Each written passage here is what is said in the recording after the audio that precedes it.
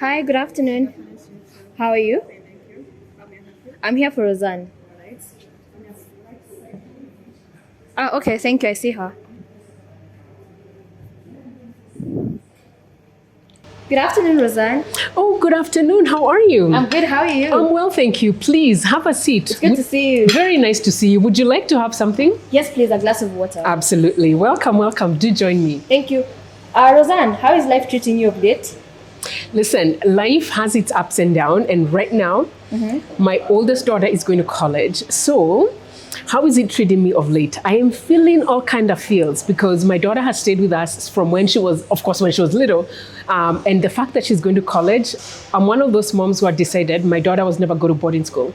So now that she's leaving home, I am a bit nervous about her going and leaving. But on the other hand, I'm excited at the prospect of who she's going to become as a young woman, as a young adult, as a woman who's going to sort of create her mark here on this earth. So I'm very excited about that in terms of what she's going to be doing. So that's how right now in this season I am feeling. Amazing. Yeah. What made you smile today? Listen, when I opened my windows, I realized and I recognized it was raining. And so for me, over the last couple of months, we haven't had a lot of rain here in Kenya. And I love the rain, as in, I genuinely get excited when it starts raining. I love the smell of rain. I love opening and seeing my backyard looking green because obviously there's been water. So that has made me really smile, and that's what made me smile this morning, just recognizing the goodness of nature and the fact that, yes, we got rain last night. So I'm very excited about that. Amazing. What are your three traveling essentials? My three traveling essentials? Yes, please. Okay, fantastic. So one, I gotta have my lipstick. Now, yeah, I could say lip balm, but lipstick is what I usually have. In fact, my daughters always say, it'll be like in the evening, it's dinner time. I'm like, where's my lipstick? Gotta put that lipstick on. So I gotta have my lipstick. Next, I gotta have my bottle of water. Those are like my non-negotiables. I always have a bottle of water.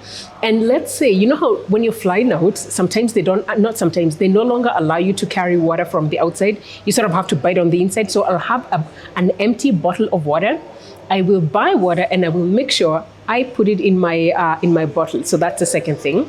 And the third thing is I wouldn't necessarily say I'm a tomboy, but I used to be a tomboy. So I'm not one who carries handbags, you know, those cute bags. Yeah. But I'm moving in that direction. However, the one thing that I do carry is a bag. It's almost like a backpack, but it's a tiny one where I can put all my stuff on the inside. I like my hands free. So when I'm traveling, so it's that bag, gotta make sure it has my essentials, the lipstick, yes, it will have lip balm, and as well as my bottle of water on the inside. If you could get a one-way ticket to your dream destination, where would you go? Listen, hands down, we are going to Hawaii, okay? Because the last time we went to Hawaii, it was on our honeymoon. I loved that place so much. And I even decided and I made a decision that when we have kids, I would love to take them to Hawaii. We visited one island, Kauai, but I've always looked at all these other different islands. Maui and Oahu, and I absolutely would love to, and I want to go to Maui, especially to go visit. So Hawaii, Maui would be the next place that I want to visit. Amazing, amazing. Yeah. Who's the most famous person that is following you on your social media platforms? Who is following me on my social media platforms? I will say Mama Olive in Kenya. Tatiana Karanja, Mama Olive. I'm also going to say Sharon Mundia, this is S. Murugi Munyi is also there. I'm also going to say Lydia Kim. So those are the people, the most influential people who I would say are following me here on social media. Strong women, I see. They are strong women who I absolutely love and I admire. How did your journey into fitness lifestyle begin? My journey into fitness started as a result of my own lifestyle struggles. You see, when I turned 29 years old, I'd gone to see a doctor for just a regular doctor's checkup. And the doctors come back and tell me, not only am I medically obese, but he said he didn't like the way my numbers looked like. And there's a number that he said he didn't like the way where it was headed. And that was my cholesterol number. Now, I'll tell you this.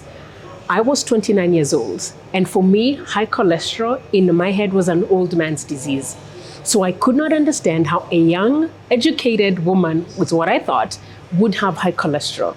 And so even though I had all the symptoms of high cholesterol, I was obese, I had big tummy, I had achy knees, I had achy back, I was moody, I was depressed, I was exhausted, all those things. I had all the symptoms. My body was telling me I was not healthy. But it's not until the doctor affirmed and ascertained, using just a medical checkup, that my cholesterol numbers were off. That's when I got my wake-up call, and that's how I started my own fitness journey. Because not only did I want to be healthy, but the biggest fear I had in that moment was we were just having kids, my husband and I were just starting a new family, and the biggest fear was, oh my God, will someone else raise my kids? And that's when I decided I needed to completely change my lifestyle, completely change my nutrition, completely start moving my body so that I could be healthy, not just for me, but even for my family. That was the catalyst. And in the process of just becoming healthier and in the process of becoming better, and not only just losing the weight, but even changing that trajectory where my cholesterol numbers became healthy and were at a healthy range, I recognized that the body changes. And for me, it's even in that realization that, oh my goodness, you can change your body really quickly. And the fact that not only did I change it, but something on the inside of me opened up, and I was like, what else can I do with this? And even though I'd become a stay-at-home mom in that season, I now started, after 2 years of raising my kids, I wanted to start my own career. I didn't want to go back in corporate America. I wanted to go back and do something for myself. And that's when my husband said, because it's been 2 years of me working on myself, losing weight, cholesterol numbers, everything's fine. And he was like, why don't you start doing this as a career? And honestly, that's how I started, with my sisters at a park in Lowell, Massachusetts. It started with my sisters. By the end of that summer, I had 28 women that I was coaching, and those women are the ones who now helped me actually start my career. And for me, it's been a journey that I have been on over the past decade plus, and it's something that I have enjoyed and I've loved, because I've continued to help and impact thousands of women live a healthy lifestyle with just changing your nutrition, changing your body, and changing your mindset, which is what I focus on strongly. And by the way, you actually really look good. Oh, thank you so much. I appreciate that very much. Thank you. Who's your fitness icon? So my fitness icon, her name, I need to get her name. She's an 80-year-old woman, and she started her fitness journey I believe she was either 54 or 56 years old. Her name's coming and disappearing. Oh, I should get her name. She's an old woman. She's African American. She's about 80-something years old. And if you looked at her, that woman looks like a 40-year-old woman. She is a woman who inspires me. I love her discipline. She wakes up in the middle of the night to walk. She eats healthy. And most importantly, she helps other women live a healthy lifestyle. And so for me, this woman is the woman that I look up to and I admire, and I love everything that she stands for when it comes to all matters fitness, nutrition, and mindset. And I'll tell you quickly, because a lot of people think as you get older, you sort of like, you're giving your body up to nature. A lot of people think that your muscles degenerate, and while they do, what this woman shows is the possibilities of what would happen when you're very intentional in taking care of your body and your mind. So she's very mindful about what she watches, what she listens to. She's very mindful about what she's eating, and she's very mindful about how she's moving her body. So if there's a woman that I look up to, Ernestine, her name is escaping me, but that's the woman that I look up to. I see. In the years you have coached people into a healthier lifestyle, what success story moved you the most? What success story has moved me the most? So we've been fortunate and we've been very lucky to coach thousands of women. And for me, I not only have a specific story, but over the years, I've been able to identify some key characteristics of these women that they carry that has made them successful. Would that be okay for me to share that? Yes, please go ahead. Okay. So the first thing that I've seen these women do is, number one, they take full responsibility for their life. That means if they have become obese, they recognize, or if they're overweight, they recognize, I did this to myself. So there's an element of just taking full responsibility for their life. That's one. The second thing that I've seen these women do, and it's a characteristic that I admire of them, is that they don't give up. they're willing to learn. They're willing to figure out. They're willing not to make it an excuse. And for us, because the way we coach about, it's all about figuring out what's going on the inside so that you can now manifest those results on the outside. So a lot of women come to us saying, I want to lose weight. I want to reduce my belly fat. I want to look good naked, all those things.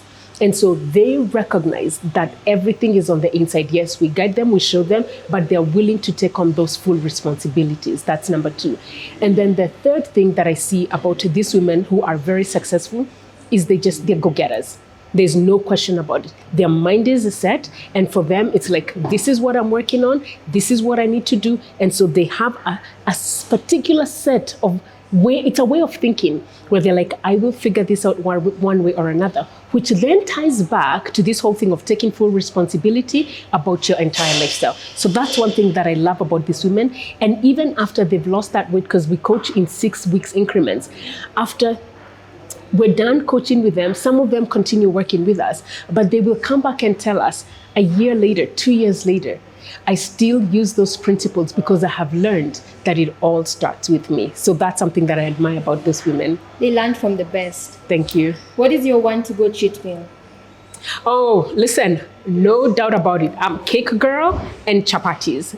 That's it. Listen, and the cake, can you even notice I have shifted the way I'm sitting because it has to taste a certain way. So it's either a chocolate cake with melted molten chocolate, but the chocolate cake has to be done a certain way, or it could be a vanilla cake. I don't care much for ice cream and or chapo. If you can give me just those meals combined together, hey girl, okay, listen, we are all together. We're going to do that together. So I'm actually, by the way, I was actually looking for my chocolate. I'm going to be getting some of that right after we're done here. So I'll be getting some chocolate cake right now. Roseanne, what is the most challenging thing you have experienced as an entrepreneur, and how did you overcome it? What's the most challenging thing I've experienced as an entrepreneur? I think the most challenging thing I've experienced as an entrepreneur, so this is sort of like my second thing that I'm doing as an entrepreneur. We'd started a coffee business, my husband and I. And then the biggest challenge was really, I hadn't understood the downs that you go through when you're building a business. And I hadn't recognized and even begun to appreciate the magnitude of all the things that you would need to focus or to work on as an entrepreneur. And the biggest of all was it tested me as a person. It was all the things that you're working on, the people who say they're going to pay you and then they don't pay you. It's you offering services and people not holding the end of the bargain. And it was me learning that these are external circumstances which I cannot control. And so I needed to begin to create boundaries and come up with systems so that, people are paying me for my worth. And people are valuing the things that I do. So that was hard. And especially someone who likes to please people, there was a lot of people who sort of ran over that. And I was like, okay, sis, you cannot run a business this way. You gotta be able to come up with systems where people are paying you so that you can be able to raise a family. So that was really difficult for me in terms of changing and shifting and recognizing that people can actually take advantage of. It's unfortunate, but they can take advantage of your goodness.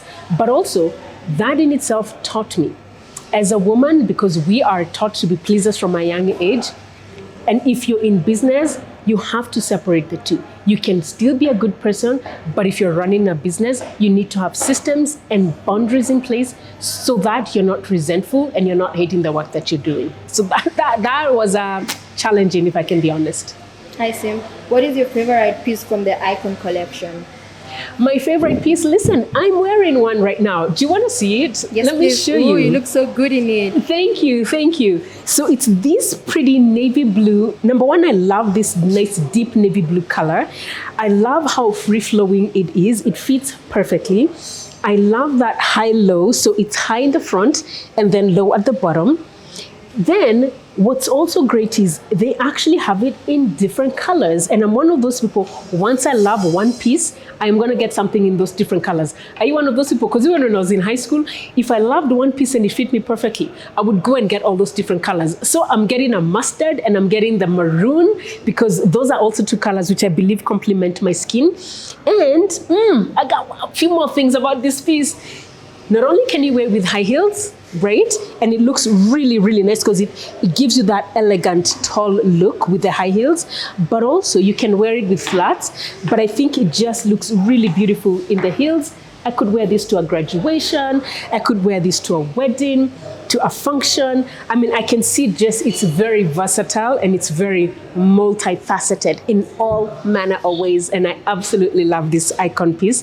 Iconic. And the best part about it, listen, made in Kenya by a Kenyan designer. And there's nothing more beautiful and brilliant than supporting local brands. And I'm so proud of what Ikojn is doing to support the African body and the African woman. I absolutely love it. That's very lovely and interesting. Thank you. And the last question, Roseanne. What does an iconic woman mean to you? What does an iconic woman mean? For me, it always goes back to you knowing yourself. Because once you know yourself as a woman, you will know what you want, you know your boundaries, you know what you want to do here on earth. And so being that iconic woman means, first, you know who you are, you know what your triggers are, you know the things that you love, you know the things that you want, you know the people you want to surround yourself with. You also know what it is that you've been put here on earth to do.